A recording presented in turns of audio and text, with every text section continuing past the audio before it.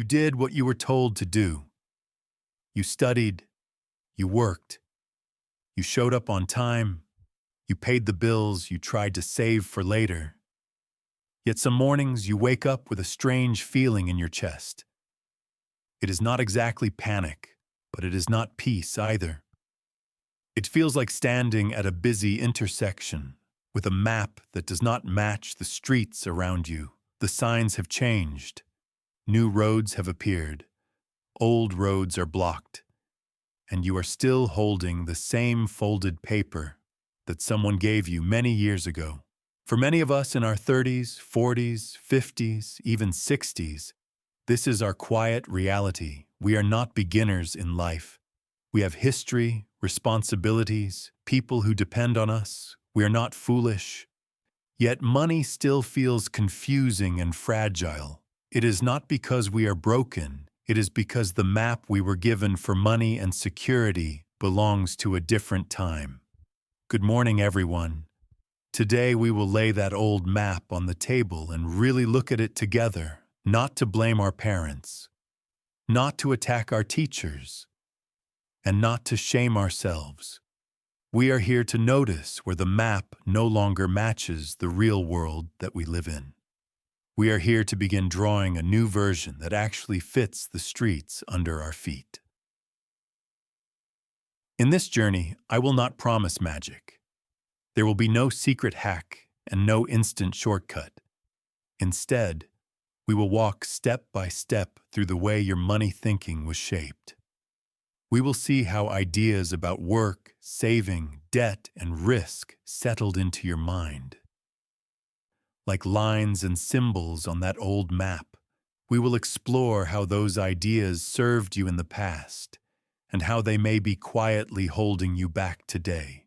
If you have ever felt guilty for not saving enough, this is for you. If you have ever felt ashamed for still living paycheck to paycheck, this is for you. If you have ever looked at the future and thought, I have no idea how this is supposed to work, this is for you. You are not behind. You are not the only one who feels this way. You are simply standing at a crossroads with an outdated drawing in your hands. Today is not about tearing that drawing apart. It is about understanding it so well that you can finally decide what to keep and what to let go. It is about replacing fear with clarity, confusion with simple language, and passive hope with small, honest actions, one morning at a time, one choice at a time, one new line on the map at a time. Because this is serious, let me pause before the day rushes in. Take a moment to like the video and subscribe, only if you truly enjoy what I am doing here. And in the comments, write your location, your time zone, and the time right now, this morning. Now open the curtains and let the light in. Pour a glass of water, maybe brew a coffee or tea. Set your phone to Do Not Disturb and take one deep breath. Let us begin our journey this morning. Chapter 1. The Formula That Quietly Expired. You were given a plan very early in life. It may not have been handed to you on paper, yet it was everywhere in conversations at the dinner table, in the way adults talked about work, in the way people praised stability and warned against risk. The plan sounded simple. Work hard at school. Find a steady job with good benefits. Stay loyal to the company. Save a part of every paycheck. Avoid debt as much as you can. Buy a home. Put money into retirement accounts. One day, if you do all this, you will be safe. For a long time, this plan made sense. In many communities, jobs were more stable. Companies kept employees for many years. Housing was much more affordable compared to income saving accounts offered interest that actually helped your money grow. People believed that if you stayed on the path and did not cause trouble, the path would carry you all the way into a calm retirement. That plan became your money map. You may not have chosen it, But you grew up walking with it folded inside your mind. Every major decision passed through it. Is this job safe? Is this purchase responsible? Is this risk allowed on the map? Then the world began to move faster than the map. Jobs that seemed permanent started to disappear. Entire industries changed in a short time. New technology replaced old skills. Loyalty to a single employer did not always mean security anymore. The cost of housing climbed. The cost of healthcare climbed. The cost of education climbed. Savings in the bank no longer felt like growth. They felt like standing still while prices walked ahead of you. You can feel this even if you do not track every economic detail. You feel it in the pressure in your chest when you pay bills. You feel it when you read about retirement and realize you do not know how long your money will last. You feel it when you think about your children or grandchildren and wonder how they will ever afford their own lives. On some level, you know you have worked hard. You know you have tried to be responsible. You may have done almost everything that the old plan told you to do, and yet the view around you does not match the picture that was promised. This creates a quiet inner conflict. One part of you thinks maybe you failed. Maybe you did not save enough or start early enough. Another part of you senses that something is wrong with the rules themselves. That part whispers that the map might be out of date. It is very easy to blame yourself or to blame the older generation for this. You might feel anger toward parents or teachers who pushed the old ideas so strongly. You might feel anger toward yourself for trusting them. Before we go further, it is important to pause here. The people who gave you this map were usually not trying to trap you. They were passing down what worked or seemed to work. In their time, they lived in a world where staying in one job could offer a pension, where buying a home was more clearly within reach, where saving in a simple account or basic plan felt like progress. Their map fit their streets more closely than it fits the streets under your feet today. That does not make you a victim. It simply means you grew up with instructions that were not written for this level of change and complexity. It means your feelings of confusion are not a sign of weakness. They are a sane response to mixed signals. Your eyes see the new world. Your money mind still tries to follow old directions. Imagine driving across a country with a map that was printed many decades ago. Back then, it might have been perfect. Now, new highways exist. Old roads are closed. Entire neighborhoods have grown where there used to be empty land. The map was not evil. It has just expired. If you obey it blindly, you get lost. The same thing happens with money. The message of study, work, save, avoid debt, and hope for the best does not fully fit a world where companies can restructure overnight. Savings accounts offer very low growth. The value of money itself changes year after year. Housing can rise beyond the reach of careful savers. Retirement is no longer a clear moment when everything becomes easy. You may still be trying to drive by that old drawing. Speeding up does not help if the directions are wrong. Working more hours inside a broken plan often leads to burnout, not freedom. There is another cost to this. When the outer world and the inner map do not match, stress grows. You may feel tired in a way that sleep does not fix. You may carry a background sense of worry even on good days. You may bounce between trying very hard to be responsible and wanting to give up and spend just to feel alive for a moment. This is not just about money in the bank. It is about how your mind has learned to relate to money. You were taught that security comes from following the formula, so when reality pushes back, you may question your own worth, not the formula itself. This chapter is here to gently turn that around. Before we design a new map, we need to fully see the old one. We need to notice the hidden promises inside it. If you do this, then you will be safe. If you avoid that, then nothing bad will happen. We need to see which parts still help and which parts quietly keep you stuck. You do not have to throw away everything you were taught. Discipline still matters. Responsibility still matters. Caring for your family still matters.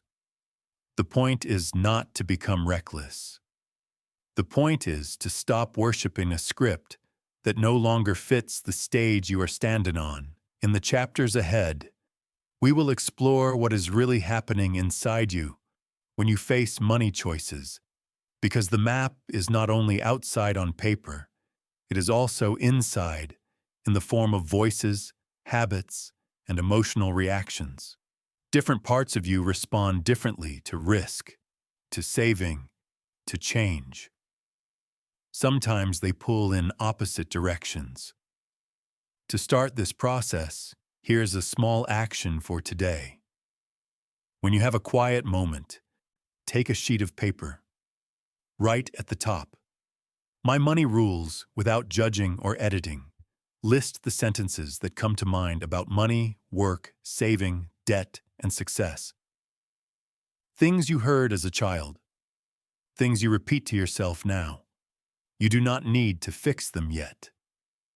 Just put the old map on the table where you can see it.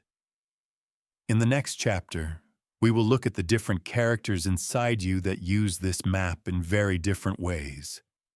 Once you can see who is holding the map at any moment, you can begin to choose who drives and who sits in the back seat. Chapter 2. The 3 characters inside you. In the last chapter, we talked about the old money map that many people still carry inside their minds. There is another layer to that map that is just as important. It is not only the lines and directions on the paper. It is the different hands that reach for the wheel when it is time to follow that map. Inside you live 3 money characters. They are like 3 inner guides who look at the same world and react in very different ways. They have been forming for many years. They are shaped by childhood memories, family stories, cultural messages, and your own wins and losses. They are not enemies, yet they often argue about where you should go next. The first character is the inner poor self. This part of you is built from fear and from the experience of seeing or feeling lack. Maybe you grew up in a home where bills were a constant source of tension. Maybe you watched a parent lose a job or a business. Maybe you had times when there was no safety cushion at all. This inner poor self remembers that feeling in the body, the tight chest, the knot in the stomach, the small panic that rises when the number in the account drops. The inner poor self is always scanning for danger. It cares more about avoiding loss than about gaining anything new. To this part of you, money is like water in a desert. You hold on to it with a clenched fist. Every risk looks like a threat. Every opportunity looks like a possible trap. Even when more money comes in, this character whispers that it will not last and that you should shrink your life to the smallest safe circle. The second character is the inner middle class self. This part of you loves order and stability. It wants a steady paycheck, clear rules, predictable hours, and familiar routines. It is the part that feels proud when you pay bills on time, keep a good credit record, and stay on the right side of the system. It dreams of a comfortable home, reliable transportation, decent schooling for children, and a retirement that is calm rather than dramatic. The inner middle-class self does not chase extremes. It wants to be respectable, not flashy. It is deeply influenced by the old map of study hard, work hard, stay loyal, save, and maybe one day ease into a quieter life. This character is often praised by society. It is seen as responsible and mature. Because of that, it tends to have a strong voice in your head when you face decisions about work and money. The third character is the inner wealth creator. This part of you looks at the map and sees possibilities, not only limits. It asks what value you can create, not only what you can earn. It cares about assets, skills, relationships, and systems that can grow over time. The inner wealth creator notices patterns in the world. It sees that some people own the buildings while others only pay to be inside them. It sees that some people design the game while others only play along. This character is curious. It wants to learn how money actually moves. It is willing to experiment and to be uncomfortable in the short term in order to build something meaningful in the long term. It respects risk, yet it is not ruled by fear. It knows that security is not just a paycheck. Security can also come from flexibility, creativity, and ownership. In many lives, the inner wealth creator has been pushed to the back of the room growing up.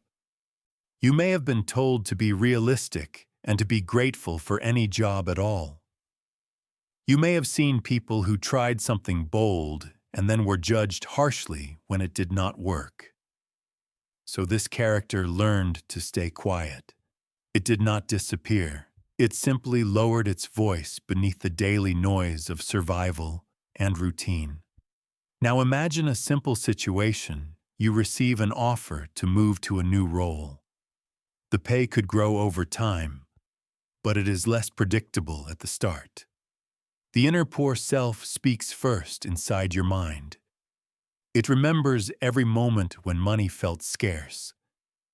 It wants you to say no, to stay exactly where you are, to avoid any chance of seeing the account drop. The inner middle-class self has its own response. It calculates the effect on your monthly budget. It worries about benefits, insurance, and status. It may say that a steady, known amount now is better than a possibly larger yet uncertain amount. Later, it tends to repeat phrases about safety, stability, and not rocking the boat. The inner wealth creator sees the situation through a different lens. It looks at what you could learn and how your skills might grow. It asks whether this move could bring you closer to building something of your own. It is less focused on this month and more concerned with who you are becoming over the next 10 or 20 years. None of these characters are wrong. Each one is trying to protect you. The inner poor self wants to protect you from hunger and shame. The inner middle-class self wants to protect you from chaos and social judgment. The inner wealth creator wants to protect you from a life where you never taste your full potential. The trouble begins when one character takes full control of the wheel without listening to the others. If the inner poor self dominates everything, you may live in constant fear. You may avoid any move that feels new. You may pass by chances to grow income or build assets because they feel too scary, even when they are thoughtful and measured. If the inner middle-class self runs the show completely, you may build a stable yet narrow life. Your days may be full of obligation and routine, yet light on meaning and freedom. You might work hard for decades without ever creating true financial resilience, because all of your security is tied to a single employer or a single career that can change without your permission. If the inner wealth creator tries to drive without input from the other two, you may become reckless. You might take big leaps without proper planning. You might ignore real responsibilities and expose yourself and those you love to unnecessary risk. For a healthy money life, these three voices need to be heard, yet they cannot remain invisible. You need to be able to notice who is holding the old map at any given moment. That awareness alone starts to change your story. You can begin to notice patterns in your thoughts and words. When you catch yourself thinking that there will never be enough and that everything is about to collapse, you are hearing the inner poor self. When you tell yourself that you should not want more because at least you have a decent job and a normal life, you are hearing the inner middle-class self. When you find yourself asking how you can create value, how you can learn, and how you can move closer to ownership, you are hearing the inner wealth creator. There is no need to attack any of them. Instead, you can thank each one for what it has tried to do for you. Then you can decide who gets to drive this particular decision. Sometimes the safest choice really is to stay still and rebuild stability. Other times, the deeper safety lies in growing, learning, and opening new paths, even if your heart beats faster for a while. Here's a simple action for today. Take another sheet of paper, draw 3 short columns. At the top of the first column, write inner poor self. At the top of the second column, write inner middle-class self. At the top of the third column, write inner wealth creator. Under each heading, write a few sentences that you often hear in your mind that seem to belong to that character. Do not judge what you write. You are simply letting the voices become visible. In the next chapter, we will step into a powerful moment where these 3 characters often clash more strongly than at any other time. It is the moment when a paycheck is on the line, and you must decide whether to keep following the old map or to take your first real step beyond it. Chapter 3. The last paycheck moment. There is a moment in many money stories that feels small on the outside yet huge on the inside. It often happens in an office or on a call or at a kitchen table. Someone hands you a paycheck or a bonus or a contract renewal. On paper, it is good news. Inside your chest, something else is happening. For years, you may have treated that paycheck as your lifeline. It was the proof that you were doing the right thing. It covered food and rent and the many small costs of living. It let you feel like the plan was working, so you learned to shape your life around that rhythm. Work for a month, receive a payment, repeat. Then one day you hold a payment in your hand, or you see it on a screen, and the feeling is different. The numbers might be larger than before. People around you might congratulate you, yet somewhere deep inside, a quiet voice says that something is off. The gratitude is mixed with unease. This is the beginning of the last paycheck moment. On the surface, nothing dramatic has changed. You are still the same person in the same role, but your inner map is starting to crack. The old promise that this path will carry you all the way to safety no longer feels solid. Different inner characters react in their own ways. The inner poor self feels fear first. It worries that if you lose this paycheck, you will have no ground under your feet. It tells you that without this income, everything will fall apart. It sees the paycheck as the only bridge over a deep valley. The inner middle-class self focuses on order and identity. It thinks about what this payment represents: a title, a place in a company, a track record of steady work. To this part of you, the paycheck is not only money.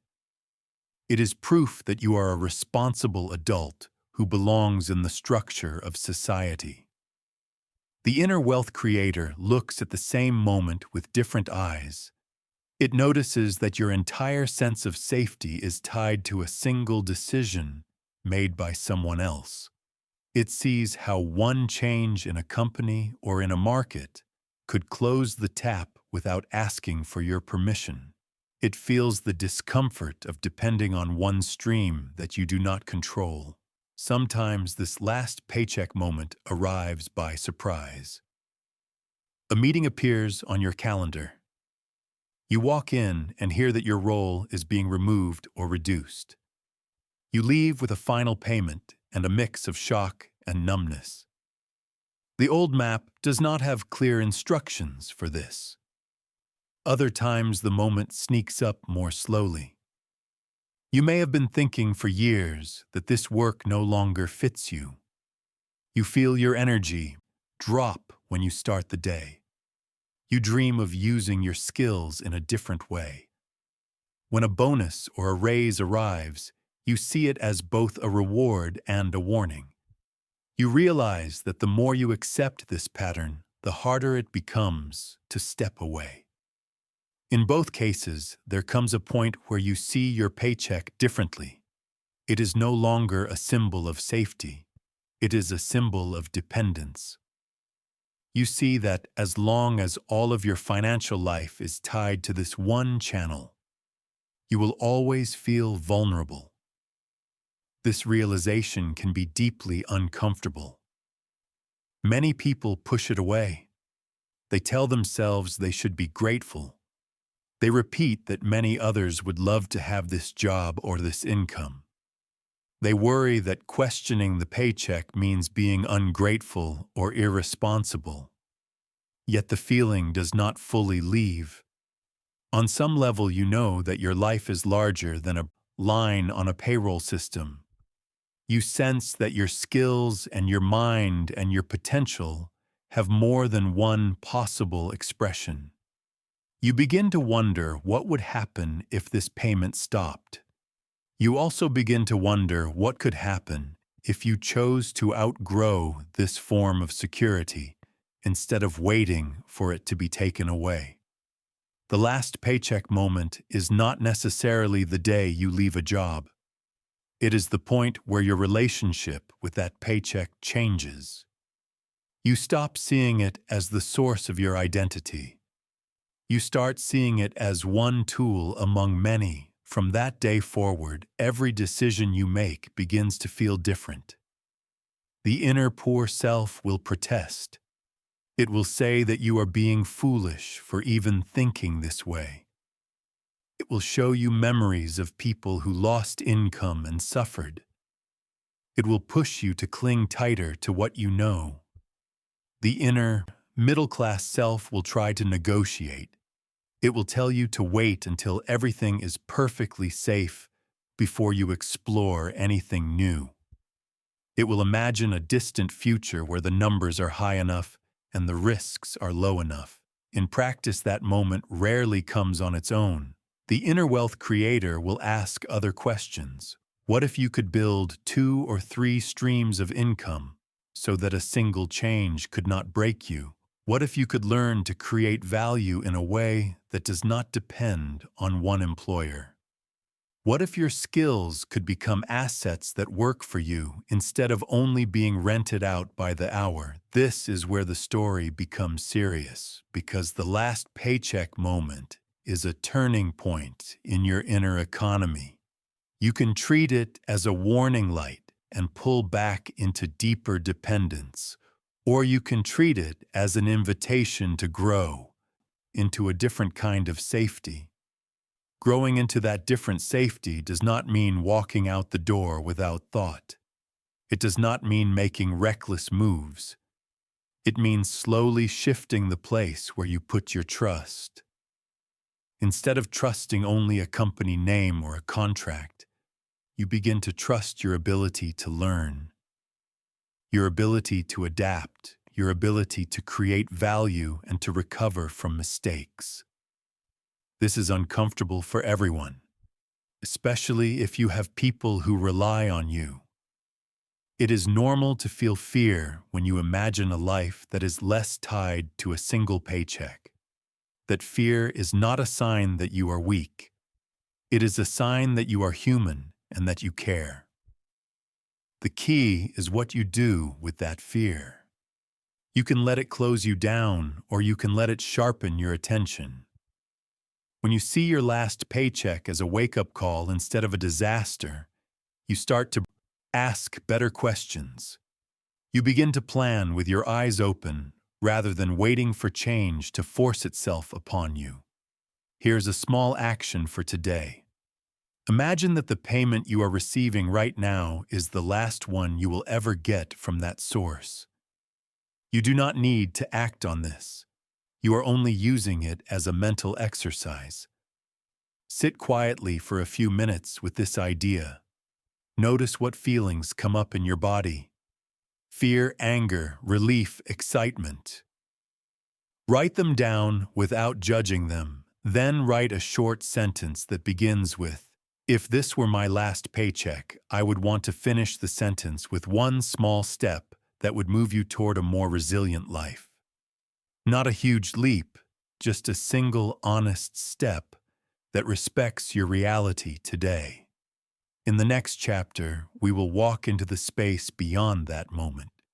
We will see what happens when the paycheck is no longer the main engine of your life, and how that emptiness can become the most powerful training ground for your next chapter. Chapter 4. When the paycheck disappears. There is a very specific kind of silence that arrives when the paycheck is gone. It is the silence on a morning when there is no deposit coming, no automatic transfer, no regular amount that you can count on. The world outside may look the same, yet inside your chest, the air feels different. For a long time, the paycheck was the main engine of your life on the road. It pulled the whole vehicle forward. The old money map assumed this engine would always be there. As long as the engine ran, you could keep moving. Bills were paid. Groceries were bought. The lights stayed on. That steady sound of income in the background created a sense of rhythm and control. When that sound stops, you notice how much of your sense of safety was attached to it. At first, the mind often goes into shock. You open the banking app out of habit and see nothing new. You refresh the page even though you know it will not change. Your body reacts before your thoughts can catch up. Your breathing may become shallow. Your shoulders may tighten.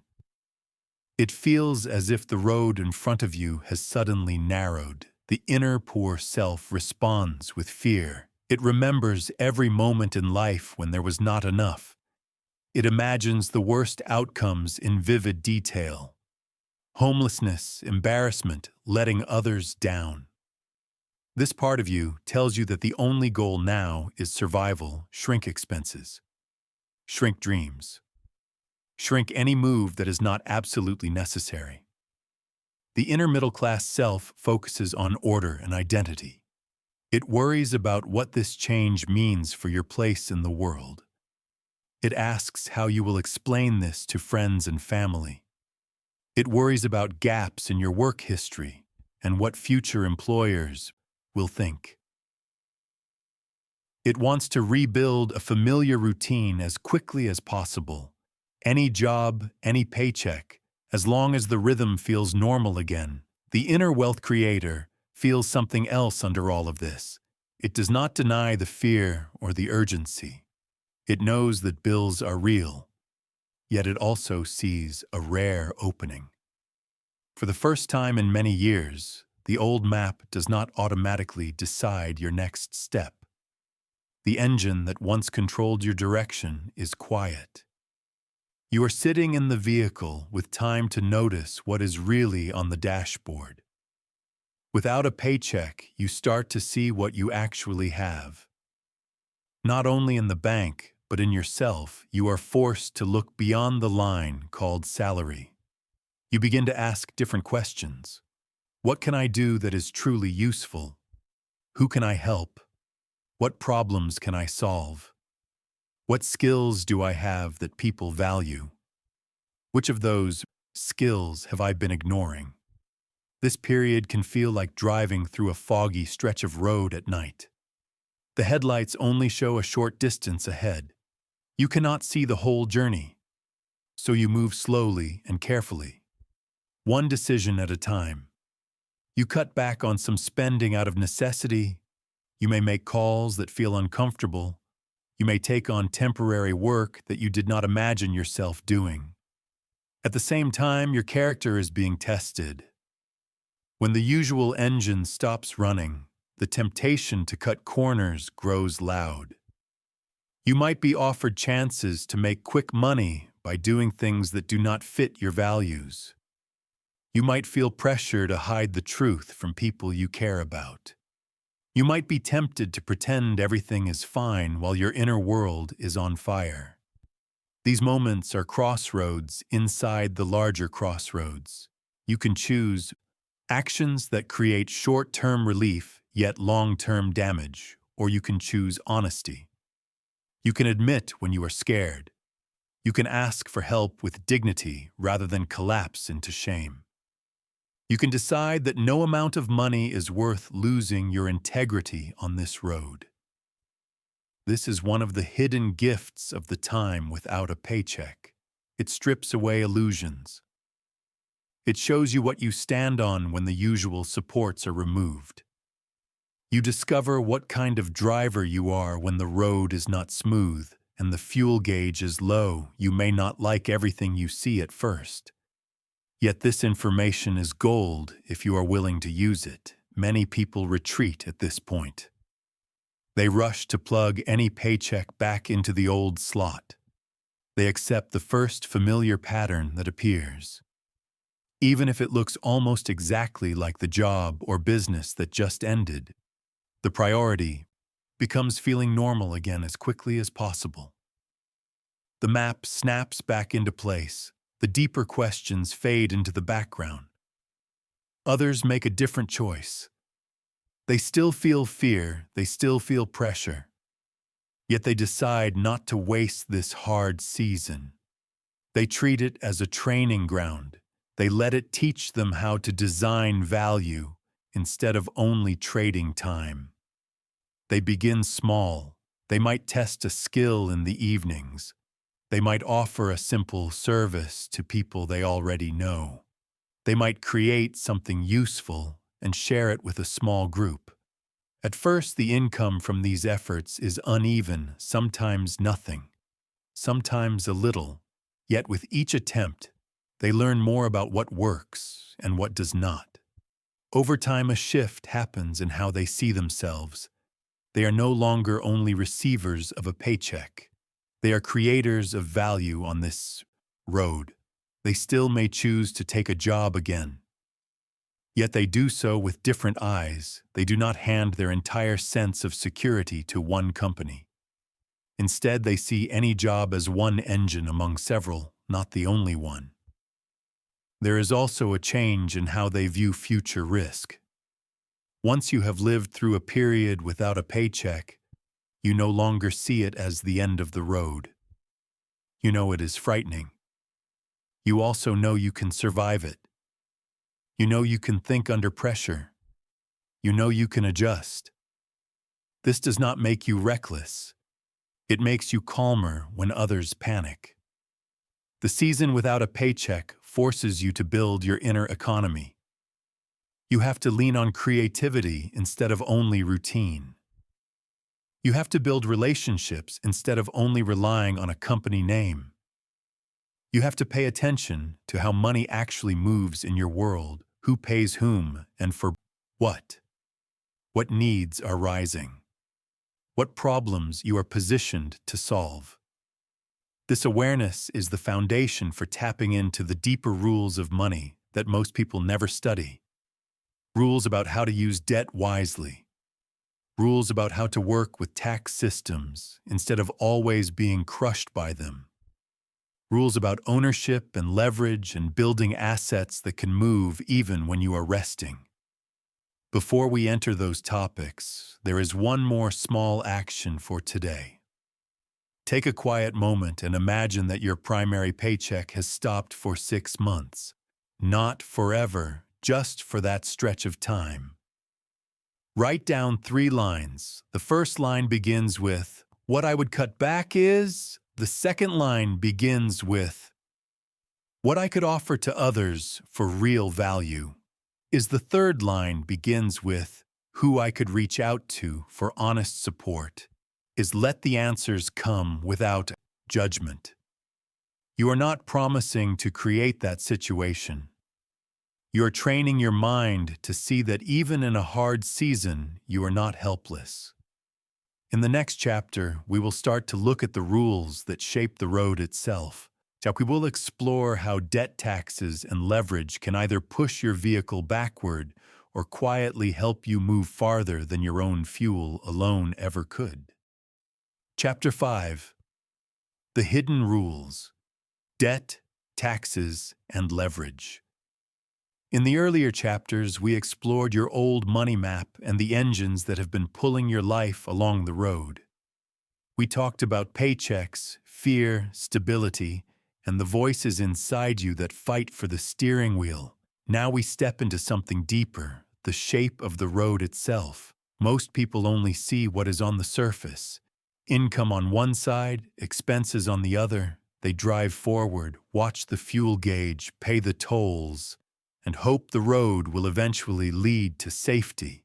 Yet under that simple picture sit powerful rules that decide who slows down, who burns out, and who moves farther with the same amount of effort. 3 of the strongest forces on this road are debt, taxes, and leverage.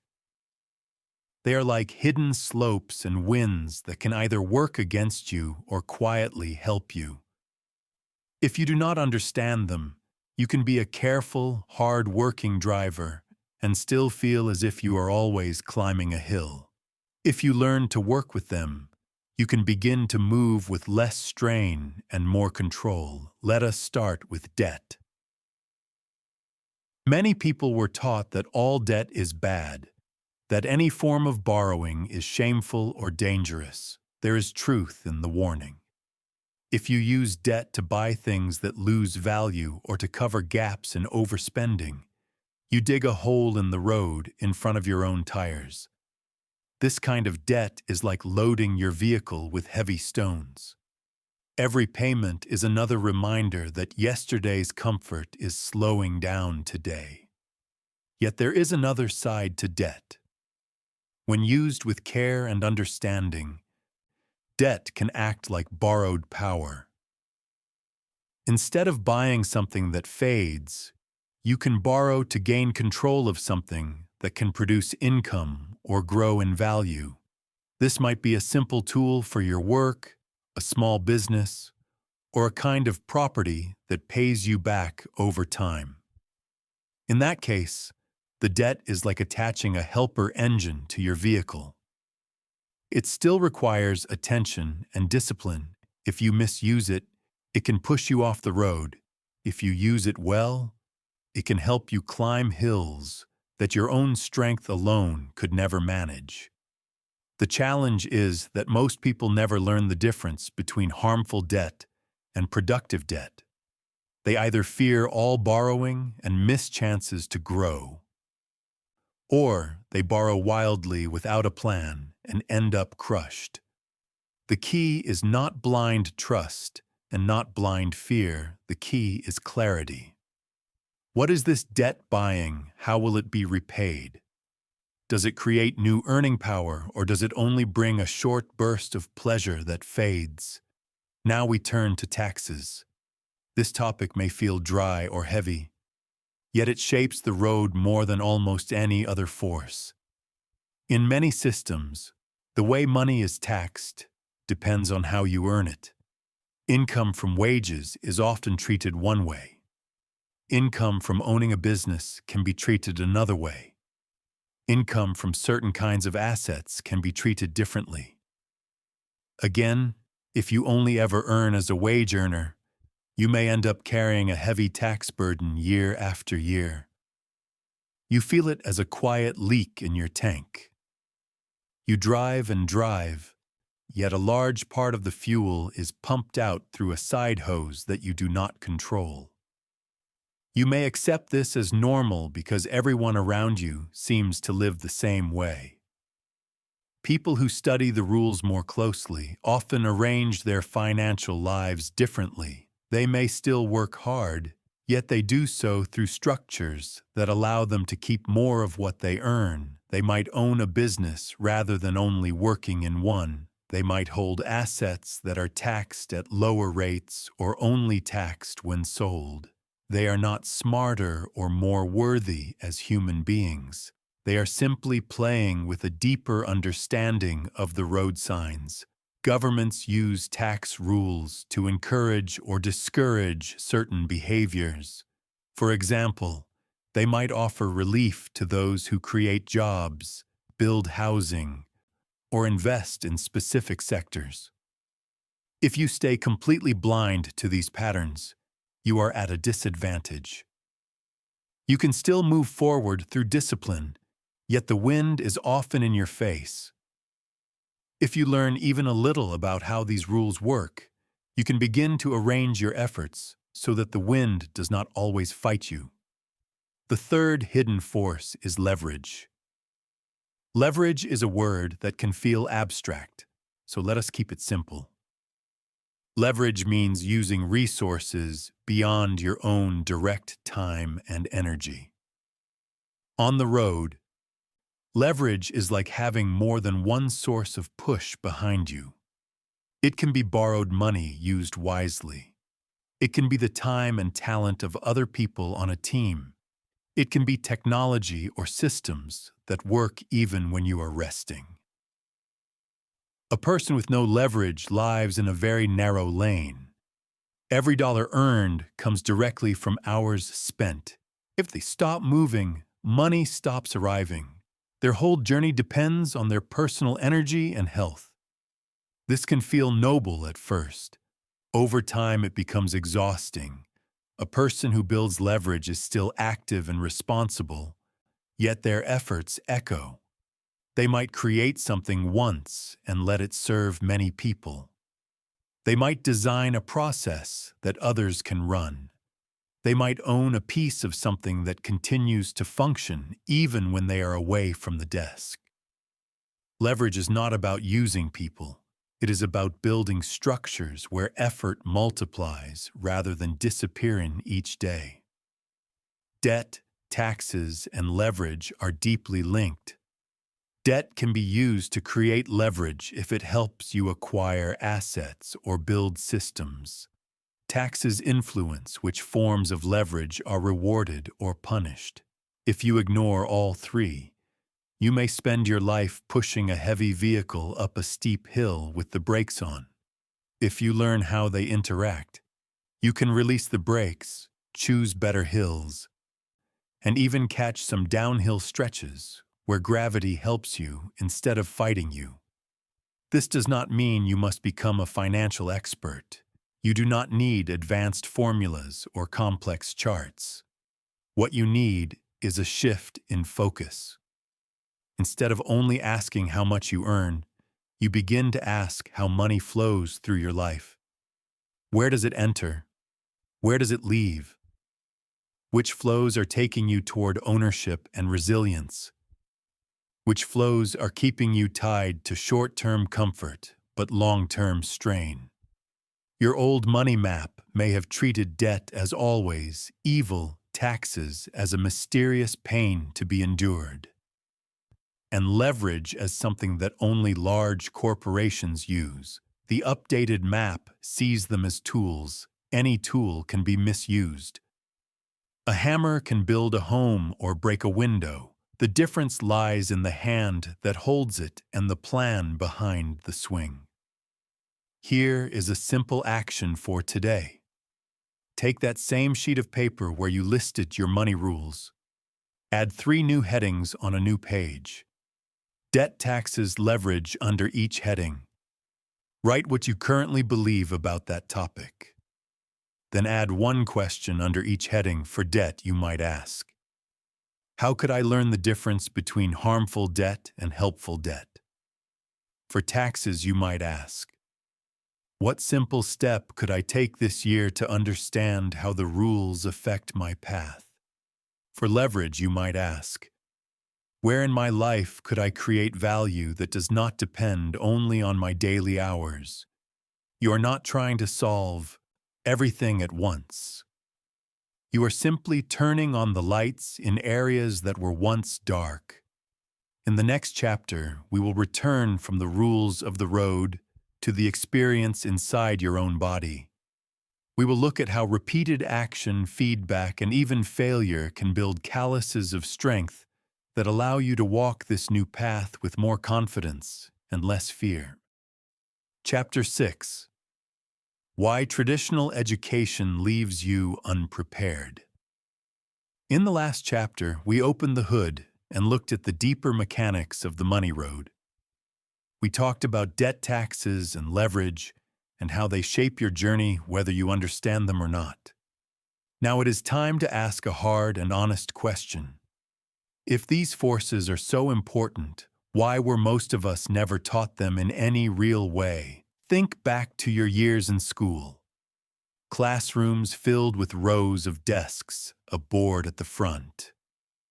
A person speaking while you quietly take notes. You are rewarded for remembering information and repeating it in the correct way on a test. You gain praise by following instructions, staying inside the lines, and avoiding mistakes.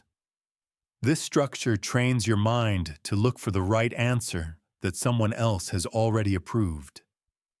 For many people, the message is clear even if no one says it directly. If you get good grades, you will get into a good college. If you get into a good college, you will get a good job. If you get a good job and keep it, you will be fine. The old money map is hidden inside this promise. Study, work, obey, and the system will take care of you. Yet while you were learning formulas and facts, the world outside the classroom was changing. New technologies, reshaped industries, jobs that once lasted a full career began to vanish.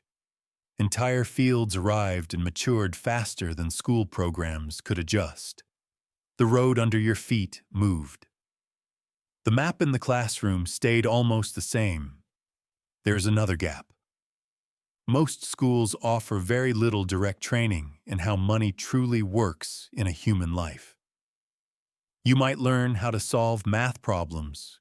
You might hear a little about simple saving or basic interest. Yet almost no time is spent reading real financial statements or understanding how a business actually earns and spends. Very little is said about taxes other than that everyone must pay them. Debt is often only mentioned as something to avoid. The idea of ownership and building assets is rarely broken down in simple language. On top of what is missing, there are also emotional signals. Talking about money can feel rude or selfish. Students who care about security may feel shallow. Students who dream of building something of their own may feel unrealistic. Mistakes are punished with bad grades. Failure is a mark on a report. So your nervous system learns that trying something and getting it wrong is dangerous. By the time you leave school, your mind has absorbed a quiet script. Find a place where you can be given tasks. Do those tasks. Well, receive a paycheck for those tasks. Do not challenge the structure too much. Do not ask too many questions about how money flows above you and around you. Trust that someone else has that covered. This script is not all bad. Discipline matters. Effort matters. Learning to work with others matters. The problem appears when this script is treated as enough for a lifetime in a world where the rules keep shifting. A diploma can still open a door. It is simply not the same as knowing how to navigate the building once you are inside. Think of traditional education as a map that was drawn for an earlier version of the landscape. In that earlier time, large organizations needed people who could follow procedures and stay for many years. Money paths were more predictable. Paths into housing and retirement were more direct. The map fit the ground well, enough. Today, many people in their 30s, 40s, 50s, and 60s find themselves standing at the edge of that old map. They have degrees, certificates, and long resumes. They have done what they were told. Yet they still feel uneasy about their financial future. The old promise that education alone would guarantee stability no longer feels solid. This is not a personal failure. It is a sign that the first map has reached its border. It is important to pause and remove blame from this picture. Most teachers and parents were acting in good faith. They passed down what seemed to work in their time. They worked inside systems they did not design. The missing piece was not kindness or effort. The missing piece was an open admission that the world was changing faster than the classroom. Now you are an adult. You carry real responsibilities, you know. Longer have the luxury of waiting for a new school to appear and teach you how modern money works. You need what we might call a second education. This second education is not about memorizing more facts for a test. It is about learning the language of cash flow, ownership, risk, and value in a way that supports your everyday choices. The second education looks very different from the first. It does not happen only in buildings or on fixed schedules. It happens when you study your own spending and saving patterns. It happens when you look at a pay stub or an invoice and ask where each line comes from and where it goes next. It happens when you listen to how business owners describe their challenges and how investors talk about risk and return in plain words. Most of all, this second education happens through action and feedback rather than theory alone. You try a small project to earn outside your main job. You experiment with a basic budget.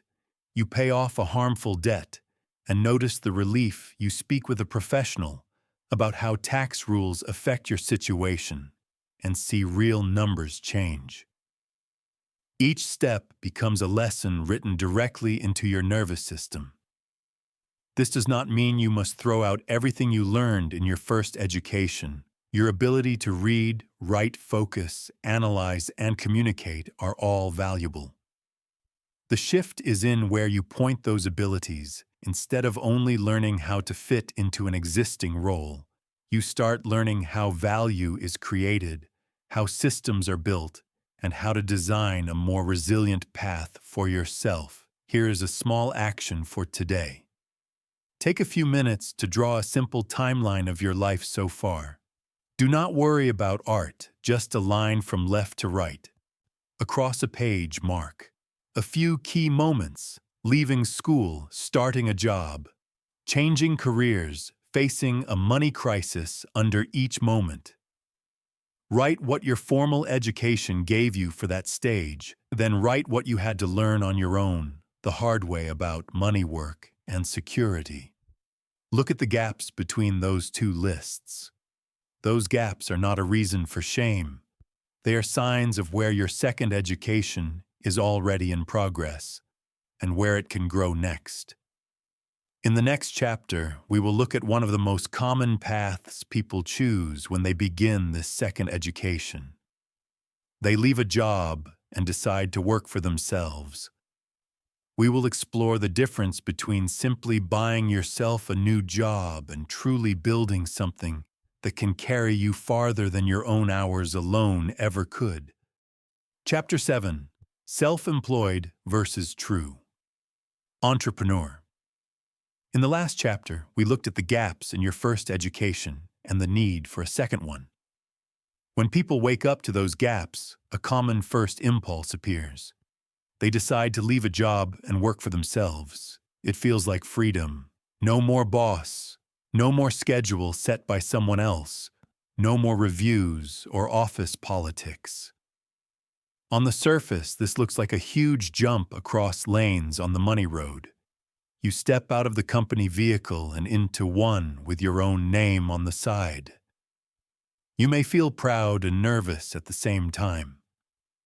Family and friends might say that you are brave or that you are foolish. Inside you, there is a mix of excitement and fear. This path often begins with the self-employed lane. In this lane, you are the driver, but you are also the engine, the mechanic, the navigator, and the person paying for the fuel. You do the main work for clients or customers.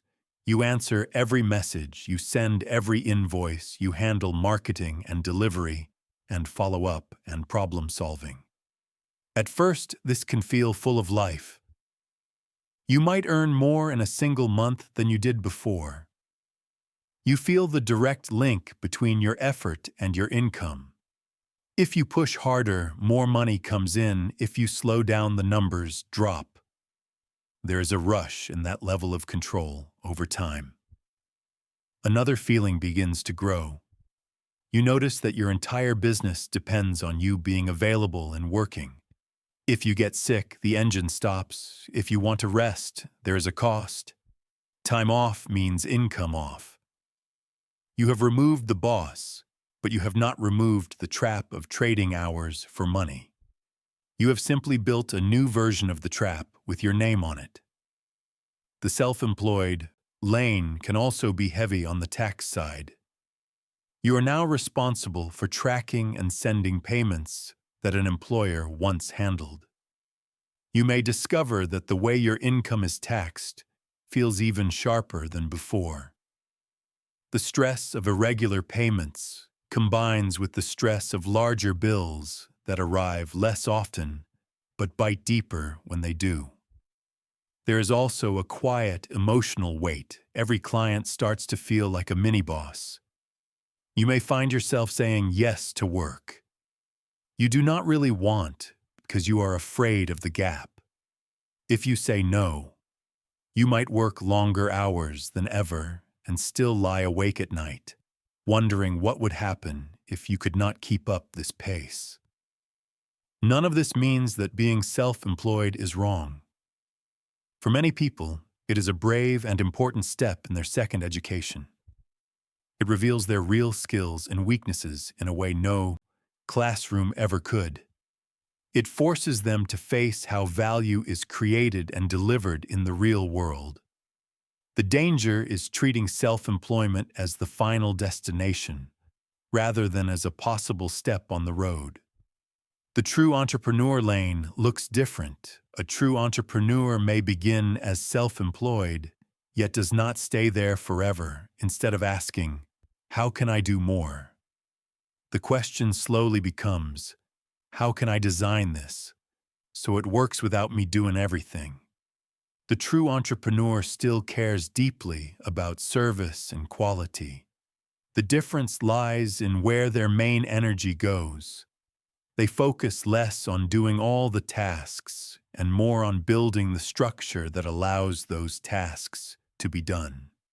They think in terms of systems, checklists, agreements, and roles. They look for patterns that repeat and ask how those patterns can be handled by tools or by other people. Imagine two people offering the same type of work. The first stays in the self-employed lane. They handle every detail personally. Clients feel that personal touch, but also sense the strain. The second begins to document how the work is done. They create simple instructions. They invest time in training someone to handle parts of the process. At first, this feels slower and less efficient. Over time, it frees them to think about direction instead of only speed. The inner poor self and the inner middle-class self often resist this shift. They say that no one else will ever care as much as you. They insist that hiring help is too risky or too expensive. They cling to the comfort of being the one who knows everything and controls everything. Underneath that control is fear that if you let go even a little, everything will fall apart. The inner wealth creator sees the cost of staying in that state forever. It knows that a vehicle with a single engine will always be fragile. It knows that true safety comes from building something larger than your individual effort. It invites you to imagine a version of your work where you are not the only one who can keep the wheels turning. Becoming a true entrepreneur does not mean building an empire. It does not mean having a large team or a fancy office. At its core, it means shifting your identity from worker to builder, from someone who performs every task to someone who designs how the work flows and who owns the system that delivers value. This shift can happen inside a small, simple business. It can even begin while you are still in a regular job. You might start by creating one repeatable process. You might delegate one small part of your workload. You might invest in one basic tool that saves time or reduces mistakes. Each of these is a step away from pure self-employment toward entrepreneurship. It is important to be honest with yourself about what you truly want. Some people genuinely prefer to stay in a self-employed lane. They value direct contact with each client and a very simple structure. That path can work if you also build other forms of leverage and protection in your life. For others, the constant dependence on their own energy becomes too heavy. They need the relief and possibility that comes from building a system. Here is a useful way to explore this in your own journey. Take a moment to think about your typical week. List the tasks you spend your time on, actual service or product delivery, communication administration, marketing, learning. Now imagine which of those tasks absolutely require your unique touch and which could be done by someone else with some training. A self-employed mind will often say that everything must go through you. A true entrepreneur mind will look for any area where your personal involvement is optional. Not because you are better than the work, but because your highest value is in steering the vehicle, not in pumping every bit of fuel with your own hands. Here is a small action for today. On a sheet of paper, draw 2 columns. At the top of the first column, write self-employed lane. At the top of the second column, write builder lane. Under the self-employed lane, write the tasks you currently do that keep you busy but do not always move you forward. Under the builder lane, write the actions that would strengthen your systems, your relationships, or your ability to deliver without always being present. Then circle one item in the builder lane that you can start on this week in a very small way. Maybe it is writing a simple checklist for a repeatable task. Maybe it is asking for help on one piece of your process. Maybe it is learning a new tool that cuts down repetitive work. You do not have to leap from one lane to another overnight. You only need to start placing more of your attention on building, rather than only on doing. In the next chapter, we will go even deeper into this idea of building from the inside out. We will explore how your inner economy and the wider world economy interact, and how strengthening what is within you can change the way every lane on the money road feels under your hands on the wheel. Chapter 8. Your inner economy versus the world outside. For most of your life, you have been trained to watch the outside world. You hear news about markets rising or falling. You see headlines about recessions and booms. You notice stories about layoffs in one industry and record profits in another. It can feel as if your future depends completely on forces far beyond your control. This outside world is what we can call the outer economy. It includes interest rates, government decisions, new technologies, global events, and company choices. It is loud and visible. The outer economy changes quickly and often without warning. It can feel like the sky above the road you drive. Sometimes it is clear and sunny. Sometimes heavy clouds pile up without giving you a chance to prepare. Because the outer economy is so loud, it is easy to believe that it is everything. If the news is good, you relax a little. If the news is bad, you tense up. Your hope rises and falls with curves on charts that you did not draw. You begin to feel like a passenger instead of a driver. Yet there is another economy that matters just as much. This is your inner economy. You cannot see it on a chart. No one announces it on television. Yet it shapes your life every single day. Your inner economy is made of your skills, your mindset, your habits, your beliefs about money, your emotional strength, and your relationships. It includes how quickly you can learn how you respond to stress, how you solve problems, and how you behave when things go wrong. It is like the engine, suspension, and steering system of your vehicle on the road. The outer economy is the weather and the traffic. The inner economy is the quality of the machine you are driving and the person who is holding the wheel too. People can drive through the same storm and have very different experiences. Imagine that the outer economy takes a sharp turn downward. Jobs are cut, costs rise, the news is full of fear. The first person has a fragile inner economy. They have relied on a single skill and a single source of income for many years. They have never looked closely at their own numbers. They feel deep shame about money, so they avoid thinking about it. When the storm hits, they freeze. They spend hours scrolling through bad news. They wait for someone to rescue them. They feel smaller with every headline they read. The second person faces the same storm with a stronger inner economy. They may still feel fear because they are human, yet they also ask different questions. They review their skills and look for new ways to use them. They reach out to people they trust. Instead of hiding, they cut expenses with clear eyes, not with panic.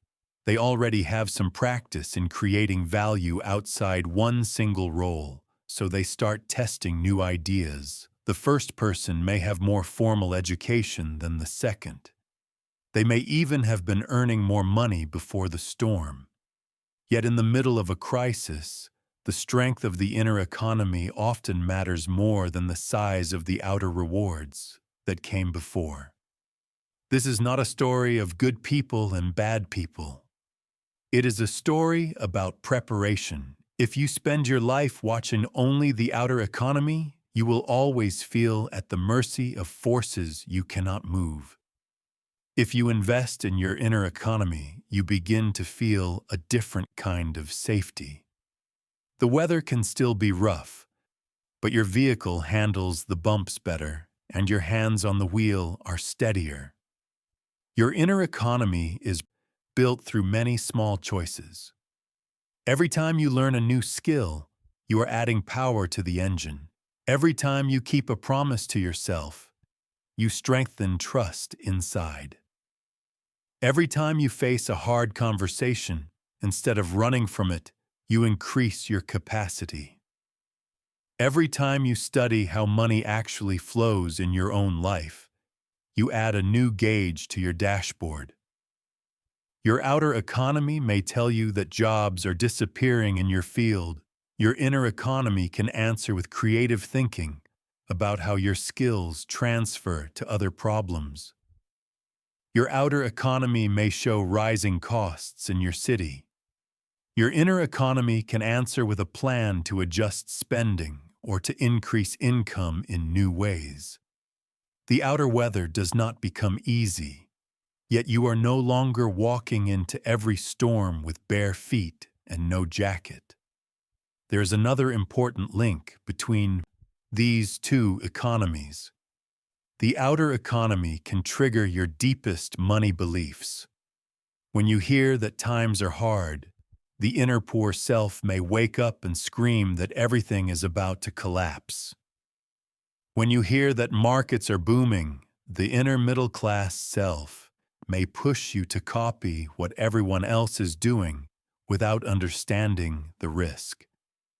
When you see others using change as a chance to grow the inner wealth, Creator may stir and ask why you are still standing on the side of the road.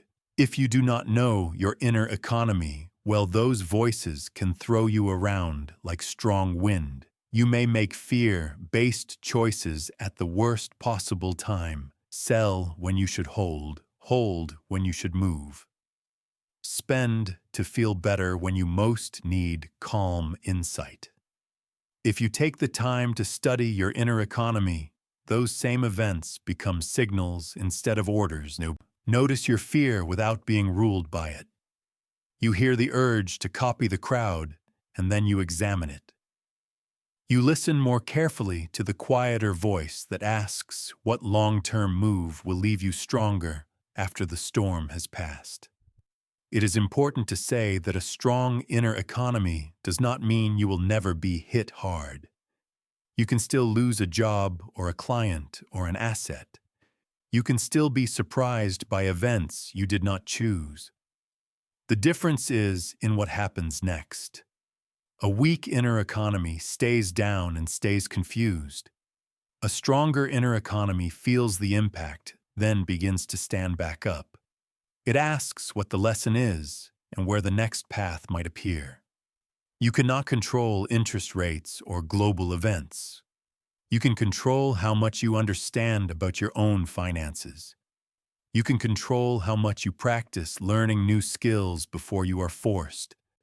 You can control how often you let your mind be trained by long-form learning. Instead of only short bursts of alarm from a screen, the outer economy will always move through cycles. There will be seasons of expansion and seasons of contraction. If your peace and your plans rise and fall completely with those waves, you will never feel truly steady. When you build your inner economy, you begin to carry a piece of stability with you. You may bend in the wind, but you do not snap as easily. Here's a small action for today. Take that same notebook you have been using and turn to a fresh page.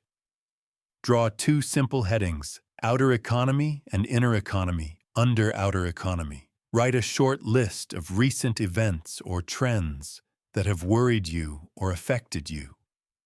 Under inner economy, write the strengths you already have that help you face those events. These could be skills, habits, relationships, or past experiences where you made it through something hard. Then add one more line under inner economy that begins with these words. One small way I can strengthen my inner economy this month is finish that line with something real and doable. Maybe it is reading one clear book about a money topic that scares you. Maybe it is having an honest talk with someone who is good with numbers. Maybe it is adding a new, small practice that improves your health so you can think more clearly. You do not need to fix the entire outer world. You do not need to predict the next storm. You only need to become a better and better driver of the vehicle you already sit in. In the next chapter, we will look at what happens when that vehicle hits something in the road. We will explore how falling, failing, and rising again can become part of your training rather than the end of your journey on this path toward a new money mindset. Chapter 9. Falling, failing, and rising higher. By now you have seen that the money road is not smooth. Engines stall, maps fail, weather shifts without warning. No matter how carefully you plan, you will hit something in the road that you did not see coming. A deal that looked solid, falls apart. A job that felt safe disappears. An idea that excited you does not work in real life. When this happens, the first impact is often not in your bank account, but in your chest. You feel a drop, a tightness, a heavy sense of disappointment or shame. Your mind begins to replay the moment again and again. You ask what you missed. You wonder if this proves that you are not cut out for change. This is the moment when your inner economy is most visible. The inner poor self uses failure as proof that the world is dangerous and that you should never have stepped off the old map. It tells you to retreat as fast as possible, to never risk again, to make your life as small and predictable as you can. The inner middle-class self sees failure as a threat to your identity. It worries about what people will think. It pushes you to restore the appearance of stability, even if doing so means going back to a pattern that slowly drains you. It might say that you went too far and that from now on, you should only make choices that look safe from the outside. The inner wealth creator looks at the same event and asks different questions. What exactly failed? Was it the entire idea or one part of how you executed it? What did this reveal about your skills and your blind spots? What can be learned here that no book could have taught you? The road does not care how you answer. The event has already happened. What happens next is your choice. Many people turn a failed attempt into a fixed identity. They move from "this did not work" to "I do not work." They move from "this path was harder than I thought" to "I am not the kind of person who can change." Once that identity hardens, they begin to build a new map that keeps them safely away from any place where they might feel that pain again. The cost of this choice is large, but quiet years can pass while you drive in tight circles on familiar roads that no longer lead anywhere. You may stay busy. You may look successful from a distance. Inside, there is a dull sense that you shut a door on yourself. There is another way to meet failure. You can treat it as feedback instead of as a verdict. Feedback can sting, it can feel personal, yet it is information from reality. It shows you where your map was unclear or where your steering was off. Perhaps you launched a service before you understood what people truly needed. Perhaps you trusted a partner without clear agreements in place. Perhaps you moved too fast without enough cushion. None of that means you are broken. It means that your model of the road needs an update. In this way, failure becomes part of your second education. Success can make you feel good. Failure can make you see clearly. A success often tells you that there is at least one part of your plan that works. A failure tells you that there is at least one part of your plan that must change. If you listen with humility, you can adjust your design and move again with more wisdom. Of course, this is easier to say than to live. When losses are fresh, even small ones, your nervous system is stirred up. You may feel a rush of shame or anger. You may want to blame others or yourself. You may want to hide. That is natural. The goal is not to pretend you are calm when you are not. The goal is to move through those reactions instead of building a home inside them. Think of a driver who hits a deep pothole on a dark road. The first reaction is a jolt of fear and maybe anger. They pull over. They check for damage. If they are wise, they also look back at what happened.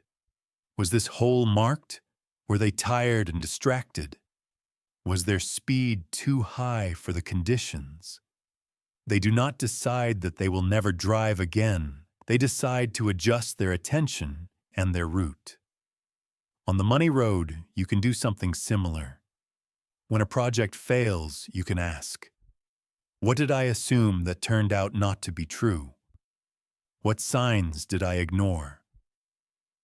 What skills did I discover I do not yet have? Who could I learn from that has faced something similar? This is not about beating yourself up. It is about treating your life as an ongoing experiment rather than a single pass or fail test. The more you practice this, the stronger your inner economy becomes. You start to believe in your ability to recover even before the next hit comes. That belief changes the way you approach opportunities. You are less likely to grab at every offer out of panic. You are less likely to freeze when conditions change. You understand that you can take thoughtful risks because you trust your own capacity to adapt. Ironically, this makes you more careful in the best sense and more courageous at the same time. There is another trap to watch for in this season. Some people use the language of resilience as a mask. They claim they are learning from failure, but in reality, they are repeating the same patterns again and again. They do not pause, they do not reflect, they do not seek outside perspective. They simply run faster, hoping that movement alone will erase the past. True rising is different. It includes honest reflection. It includes owning your part in the outcome, without taking on blame that does not belong to you. It includes making at least one clear change before you step back onto the road. Sometimes the change is in strategy. You choose a different market or a different method. Sometimes the change is in skill. You commit to learning more about negotiation, or about reading numbers, or about communication. Sometimes the change is in boundaries. You decide to be clearer about agreements so that you are not pulled into situations that drain you. Each time you move through this cycle of fall and rise, you build something like calluses on your inner hands. Not hard, resentful layers. Healthy toughness, your grip on the wheel becomes steadier. Small bumps that once would have thrown you off now feel manageable. You no longer confuse discomfort with danger. Here is a small action for today. Think of one financial or career failure that still stings when you remember it. On a page, draw 3 short sections. In the first, write what happened in simple facts. No drama, just the key events. In the second, write what that event once made you believe about yourself. In the third, write what that event can teach you now about your map, your skills, or your habits. When you read what you wrote in the third section, say quietly to yourself, "This lesson is part of my second education." You are not erasing the past. You are placing it where it belongs, as training. In the final chapter, we will gather all these threads together. We will look at how to update the operating system of your money mind so that every fall, every rise, and every mile of this road becomes part of a coherent story. Not of constant struggle, but of deliberate growth and renewed freedom. Chapter 10. Updating the operating system of your money mind. You have walked a long stretch of road in these pages. You have looked at the old map you were given. You have met the voices inside you that fight for the wheel. You have felt what happens when the main engine of the paycheck falters. You have looked under the surface at debt taxes and leverage. You have examined the limits of your first education and the difference between self-employment and true building. You have seen how your inner economy and the outer economy dance with each other. You have faced the reality of falling and rising again. Now we come to the heart of it all. Your money life is not only shaped by events and numbers, it is driven by an invisible operating system inside your mind. This operating system is made of beliefs, habits, emotional reactions, and quiet rules you rarely question. It is the code running underneath every choice on the road. Some pieces of this code were written when you were very young. Money is scary, money is always short. Wanting more is selfish. Security lives in one steady job. Debt is always evil. Talking about money is rude, risk is the same as danger. Failure means something is wrong with you. Other pieces were installed in school and in early adulthood. Good people follow the script. If you get the right credentials, everything will work out. If you are not safe by a certain age, you have done something wrong. The people who get ahead must be lucky or dishonest. If you never examine this code, it continues to run quietly in the background. You can read new ideas and still behave according to old rules. You can hear that the world has changed and still use the same reactions. You can learn about inner economy and outer economy and still obey a script that no longer fits your life. Updating your operating system does not mean throwing out everything you believe. Some lines of code are still useful. Discipline matters, keeping your word matters.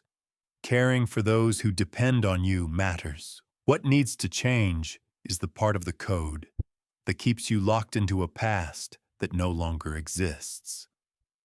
The first part of an update is awareness. You begin to notice your own automatic thoughts as they arise. You hear yourself say that you are just not good with money, and you pause. You catch yourself thinking that you are too old to change, and you pause. You hear the inner poor self predicting disaster, the inner middle-class self clinging to appearances, and the inner wealth creator whispering from the back seat.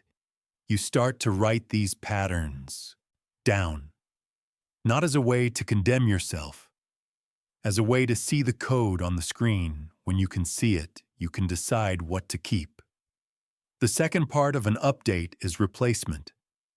It is not enough to tell yourself to stop thinking a certain way. Empty space always fills back up. Old lines of code must be replaced with new ones that are both honest and useful. Instead of money is always short, you might begin to practice a new line.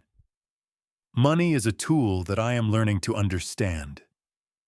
Instead of security lives in one job, you might move toward security grows when my skills and my assets diversify over time. Instead of failure proves I am broken, you might adopt. Failure shows me what to improve and can make me stronger if I listen. These new lines must feel real enough that your body does not reject them. They are not fantasy. They are statements that open possibility without denying challenge. Over time, as you repeat them and act on them, they sink deeper into your operating system. The third part of an update is practice. No belief becomes real in your nervous system until it is connected to action. Reading and thinking are important. Experience is what seals the change. When you say that you are learning to treat money as a tool, not a threat, you prove it by looking at your numbers regularly instead of hiding from them. When you say that you want more than one stream of income, you prove it by testing small ways to create value outside your main role. When you say that you are willing to learn about debt taxes and leverage, you prove it by studying one clear source or by speaking with one trusted professional rather than living in vague fear. Each small action is like installing an update and restarting the system. It may feel awkward at first. You may resist. You may want to go back to the old version because it is familiar. Yet with each restart, the new code runs a little more smoothly. There is a cost to refusing this process. If you hold tightly to the old operating system while the world continues to shift, you will feel more and more out of place on your own road. You may become bitter that the promises you were given did not hold. You may defend beliefs that no longer serve you simply because you have carried them for so long. You may criticize others who adapt because their movement reminds you of the changes you are avoiding. This is where a firm voice is needed. You cannot control the past, and you cannot freeze the future. What you can control is whether you continue to run a script that is clearly failing you. If you do nothing, the default will continue. You will keep building on top of code that was never written for the life you want now. The result will be more of the same strain, regret, and quiet fear. Now we return to a softer voice. It is not your fault that this old system was installed. Families, schools, and cultures all play a part. They passed down what they believed would keep you safe. Some of it helped. Some of it did not. You have every right to feel tired and at times angry about the load you have carried. At the same time, you are not powerless. No matter your age or your history, you can choose to become the author of the next version of your money mind. You do not need a perfect background or an empty calendar or a certain amount of savings to begin. You simply need a sincere decision to stop letting expired ideas drive your future. Updating your operating system will not turn you into someone else overnight. You will still be you. You will still have your story, your scars, and your gifts. The change is that you will be walking your road with eyes open, hands steady, and tools that match the actual world around you. You will move from asking, "How can I keep up?" to asking, "How can I design a wiser path?" You will move from only chasing income to building assets and skills that can serve you and others for many years. You will move from living at the mercy of the outer economy to standing on a stronger inner foundation. Here is a small action for today. Find a quiet moment and a blank page. Draw 2 headings: Old Operating System and New Operating System. Under the first heading, write a short list of beliefs about money, work, and security that you now see as outdated or unhelpful. Under the second heading, write the upgraded beliefs you want to grow. Then place a circle around one belief in the new list and ask yourself, what simple action could I take in the next 7 days that would express this belief in real life? Maybe it is setting a short weekly time to review your finances without judgment. Maybe it is reaching out to someone you trust to ask for a conversation about a topic that confuses you. Maybe it is starting a tiny experiment in earning beyond your paycheck or deepening a skill you care about. You do not need to solve everything by the end of this week. You only need to prove to yourself that your operating system is no longer frozen. It is alive and updating. Your old money mindset has done all it can do. It has reached the edge of its map. Now you stand at the beginning of a new chapter that stretches far beyond this book. Choice you make from here can either defend the old code or nourish the new. You have a vehicle, you have a road, you have a sky that will change many times. Most of all, you now have the awareness to decide how your money mind will run as you travel. Take a breath. Notice that you are still here. The journey is not over. In many ways, it is just beginning. Outcome. If you have stayed with this journey, you are no longer the same person who first pressed play. You have looked honestly at the old map that shaped your money life, and you have seen where it no longer fits the road under your feet. You have met the different characters inside you, the fearful one, the one that craves stability, and the quiet builder who wants to create real wealth. You have felt how fragile it is to hang your safety on a single paycheck, and you have begun to see money not only as income and bills, but as systems, assets, and choices. Most of all, you have started to build a stronger inner economy. You now understand that your worth is not measured by a job title, that failure is part of your second education, and that your money mind is an operating system that you can update on purpose. You are not waiting to be rescued by the outer world. You are learning to drive your own vehicle with clearer eyes and a steadier grip on the wheel. Call to action. Now the real work begins. Do not let these ideas stay as interesting thoughts that fade by tomorrow morning. Choose one belief from your old operating system that you are ready to retire, and one new belief that you are ready to practice. Choose one small action that turns that new belief into movement in the next 7 days. Talk to someone you trust about what you are changing. Put time on your calendar for a weekly money check-in with yourself. Begin a tiny experiment in earning, learning, or reducing harmful debt. Keep it small, keep it honest, and keep it going. Your old money mindset has reached the end of its map. Your new one begins with the very next choice you make after this moment.